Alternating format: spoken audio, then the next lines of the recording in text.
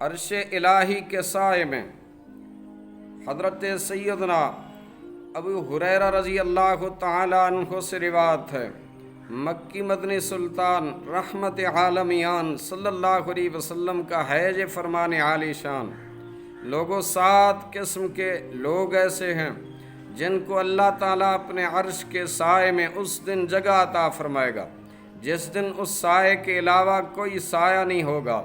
Number 1 عادل حکمران۔ Number 2 وہ آدمی جس کو کسی منصب و جمال والی عورت نے تنہائی میں اپنے پاس بلایا اور اس نے جواب دیا میں اللہ سے ڈرتا ہوں۔ نمبر 3 وہ شخص جس کا دل مسجد سے لگا رہے۔ نمبر 4 وہ نوجوان جس نے بچپن میں قرآن سیکھا، جوانی میں اس کی تلاوت کی۔ نمبر 5 وہ آدمی جو چھپا کر صدقہ کرے۔